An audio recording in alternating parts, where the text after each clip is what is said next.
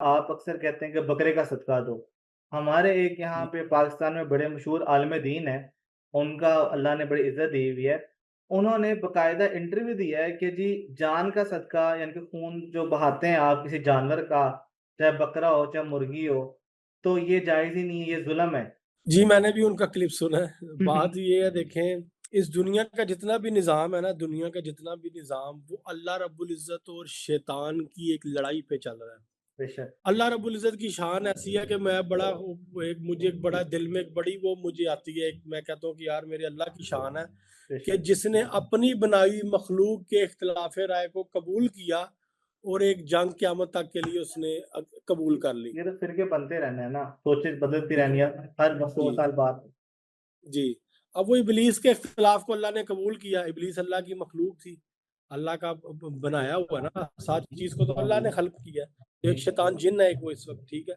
उसके इख्तिलाफ़ राय को अल्लाह ने कबूल किया और दुनिया के तमाम मामलात का सिलसिला चल गया और जो अब तक चलता आ रहा है। हमारे यहाँ आपको शायद ये पता हो कि अकीक़े का एक सिस्टम है कि जब भी कोई हाँ बच्चा जी। या बच्ची पैदा होगी तो उसके एवज़ आपने एक अल्लाह के हज़ूर जान का सदका पेश करना है। हाँ, ये भी तो लॉजिकल आपने बात की है कि अगर यहाँ पे हम अकीके में जान का सदका पेश कर रहे हैं, तो सदका देते हुए क्यों नहीं कर रहे?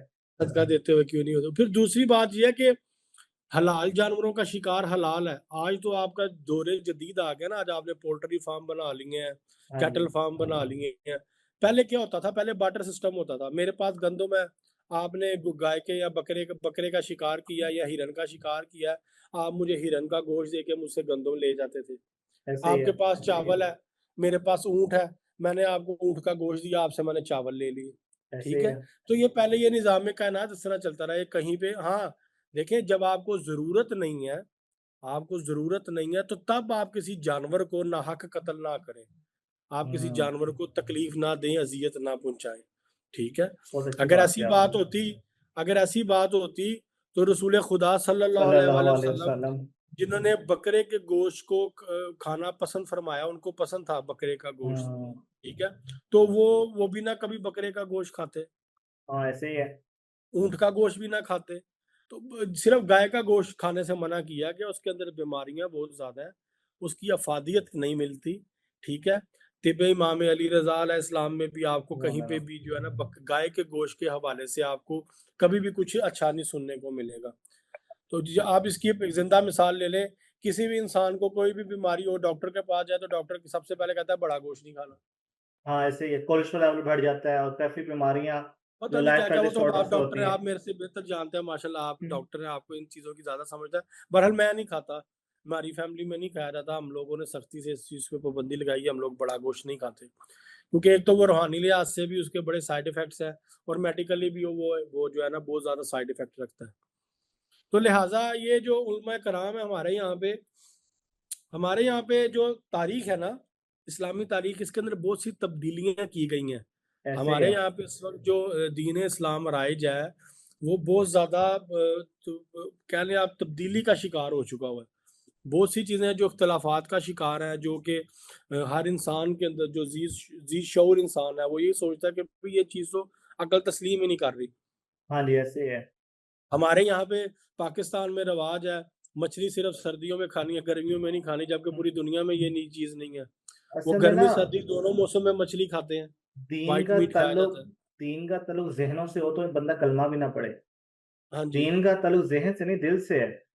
हाँ जी। देखिए हुक्म है ना मानने का, बेशक, आपने सर-ए-तस्लीम खम करना है, फिर जब आप बेशक, खम कर लेंगे ना सर-ए-तस्लीम, फिर आपको उसके पॉज़िटिव वो आपको उसके पहलू भी जो है ना वो नज़र आ जाएँगे। इस्लाम दीन फितरत पे है, बेशक, इस्लाम में कोई भी ऐसी चीज़ नहीं है जो नेचर के अपोज़िट है। बेशक। आपको नेचर के खिलाफ, नेचर के अगेंस्ट कोई भी चीज़ इस्लाम में नहीं मिलेगी। तो लिहाज़ा ये जो लोग ऐसी बातें करते हैं, इनको सोचना समझना चाहिए। हमारे यहाँ पे ना असल में दौरे जदीद आने के बावजूद, चैट जीपीटी आने के बावजूद मैं हैरान होता हूँ कि ये लोग क्यों इस कदर इस जहालत का शिकार हैं। आज तो आपने जो पूछना है आप चैट जीपीटी से पूछें, तो वो आपको ठग करके हर चीज़ खोल के रख देगा, हर चीज़ का रेफ़रेंस आपके सामने रख देगा और आपको बताएगा कि ये मसला है, इसका ये हल है। हाँ, लेकिन वक़्त के साथ-साथ चीज़ों की कई ऐसी ब्रॉड चीज़ें होती हैं जो चैट जीटीपी के पास भी नहीं है। अच्छा फ़ारूक भाई एक इश्यू है, वो ये है मैं पूछना चाहता हूँ कि कई लोग कहते हैं कि जब सफ़र में बलाएँ उतरती हैं, तो बलाएँ फिज़िकली ज़मीन पे आती हैं, कुछ होती हैं इनविज़िबल होती हैं, कुछ विज़िबल होती हैं।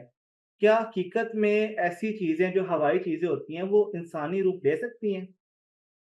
बिल्कुल, जिन्नात और शयातीन मासूमीन के अलावा, अंबिया कराम और मासूमीन के अलावा किसी का भी रूप अपना के वो आपके सामने आके अच्छा। आपको डिस्ट्रैक्ट कर सकते हैं।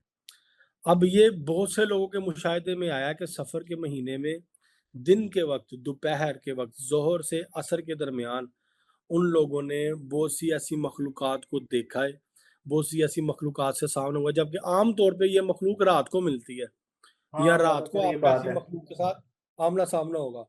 हाँ लेकिन जी। बहुत से लोग ऐसे हैं जिन लोगों का सफ़र के महीने में ऐसी मखलूक़ात के साथ दोपहर के वक़्त, आपने शायद सुना हो कि गाँव में मना करते हैं कि शिकरे दोपहरे बाहर नहीं निकलना। हाँ, ऐसे ही अक्सर रवायत हमें वो मिलता है। हाँ, वो इस वजह से कहा करते थे कि इस महीने में वो दोपहर के वक़्त जब पूरा सूरज सवा नेज़े पे होता था, तो ऐसी मखलूक को मना कि वो ऐसी मखलूक बाहर निकलती है एनर्जीज़ लेने के लिए, जो अच्छा। सूरज से, आग से, आतिशी मखलूक से अपनी एनर्जीज़ लेते हैं। तो उस दौरान लोगों को मना किया जाता था कि आप लोग घरों से बाहर ना निकलें। आज ये हाँ। चीज़ें ज़रा आपको पता है, ज़रा मॉडर्न दौर आ गया है। हम लोग मैकबुक, एप्पल, गूगल, हुँ। इंटरनेट और बड़े हुए एक रंगीन दुनिया के आदी हो गए हैं। इस वजह से हम लोगों को ज़रा ये चीज़ें ज़रा लोगों को, मुझे तो नहीं ख़ैर, लेकिन लोगों को ये चीज़ें ज़रा अजीब लगती हैं, लोग इन चीज़ों को नहीं एडमिट करते।